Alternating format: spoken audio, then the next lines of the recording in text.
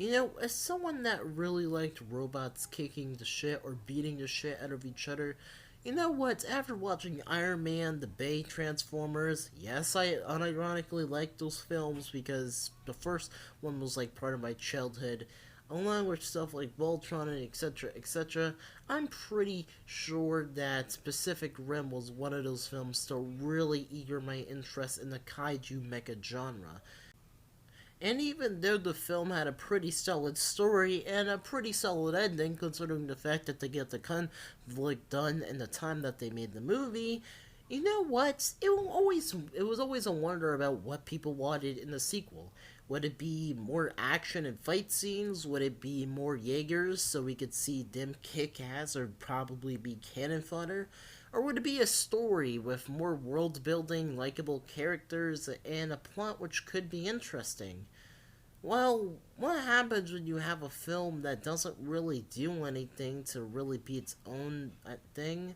Or what happens when you have a movie which really doesn't add on to anything to improve upon the first movie to probably be better than it and be a better sequel?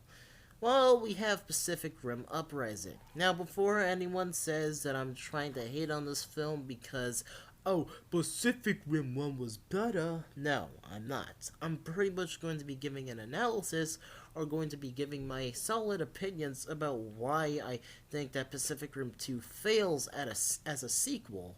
Not as a movie in general to where it's the worst thing ever, but just talking about why it kind of is bad as a sequel. They won't be really comparing Pacific Rim 1 to this film, other than at a few points. So, let's get into this. Reason number 1, the fights and the Jaegers suck. Alright, now let me explain here before anyone attacks me. And I'm not trying to sound like a Pacific Rim 1 fanboy, but let me explain here. See, in Pacific Rim 1, the way how the weight behind the Jaegers was used was actually unique, because in that way it showed that they could easily beat the kaiju to a pulp, but at the same time could get their asses kicked. You could obviously see that they weren't immortal, that the Jaegers weren't immortal, but could obviously still pack some punches and could easily kill a kaiju, depending on how the situation was. But since that wasn't the case, apparently the Jaegers are just so light, and the fact that they have this force behind their hits are just gone.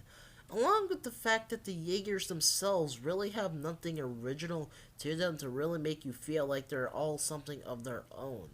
It kinda sucks because at first glance all of them may look cool, but at the same time they're all just so generic and have no difference other than the color that they have and just the bad weapons that they have as well. Like, oh, look at me, I have a sword. I have something that ejects out my arm and it hits the bad guy. I have something that's a whip and a gun. That's cool, right? All the Jaegers in the first movie all had not only their unique looks, but their own unique movesets. And in this movie, their movesets all just seem so bad and generic. And none of them really look like they could stand out on their own, which is something that really sucks.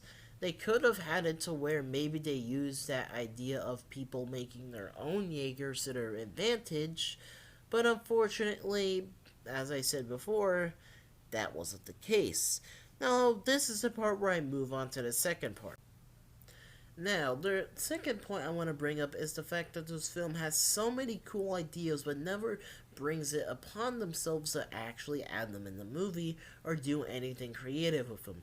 Now, maybe the script in the film went through a lot of changes, but I just want to kind of make it clear here. There are so many opportunities which they could have used to their advantage, but unfortunately that wasn't the case, and let me explain. So, in the film, there are at least 3 or 4 ideas brought up, and these are them. People making their own Jaegers, apparently Jaegers being the bad guys like Obsidian Fury, and there also being these weird mixes between Jaeger and Kaiju, like in that one scene to where they were apparently just killing everything and attacking everyone at the base.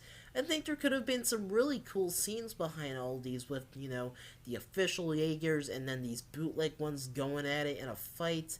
and like in a fight as in working together to stop these kaiju hybrids, or heck, maybe even more bad guy Jaegers. That could have been a really interesting story, or could have really added on to the movie to make it unique in its own way, or to make it kind of stand out from the original. There could have been so many factors and these ideas to really just make the thing seem unique in its own way, to make it seem a bit superior to the original.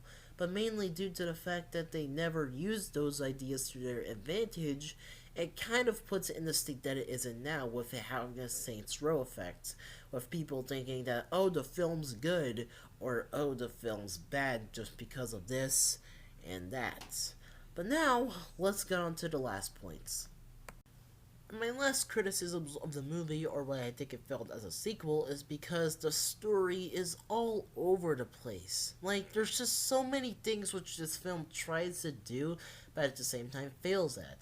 For example, you follow the main character, or Pentecost's son, throughout the movie, and you think that, okay, maybe he's gonna go through a character arc. Maybe he's gonna be pissed that Mako died. But no, that's not a thing, because one minute he dies, the next minute we're fighting Obsidian Fury, and it's never really brought up again. You'd think that maybe there'd be some emotional, stuff behind that fight, or any of the fights after that, but no, that's not the case. Okay, so if he's not the main character, then you think that the girl making her own Jaeger was the main character, when no, she's really not, and she doesn't really go through a character arc. None of the characters are likable or relatable, and you can never really see about why they want to do the stuff that they do. Yeah, old Jake goes into this Jaeger program again only because Mako told him so.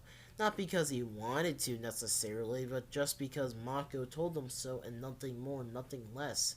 He never really goes from just being the same person that he was in the beginning of the movie, from being some type of freeloader, to eventually a mentor. And it just really sucks, because all these characters have the possibility of being cool.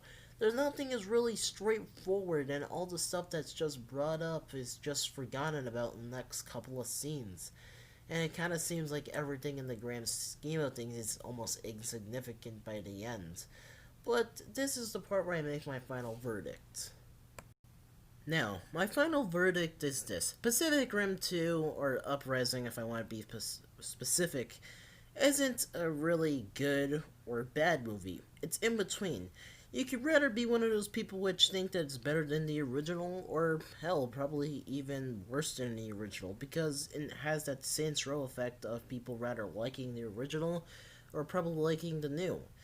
But at the same time, this film kind of lacks many things which could have made it stand on its own, and which could have made many people start loving this film for what it was, and not for just people which could accept the status quo.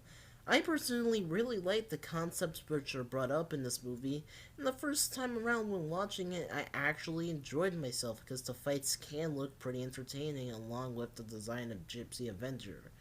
But at the same time, with the lack of many things such as stuff like the story actually being something that's easy to follow, along with the fact that ideas that are cool which are never brought up again are never commonly used, it just kind of lacks to be its own thing so it could stand on its own. But that's all, folks. I hope you enjoyed, and Level 360 out. Later.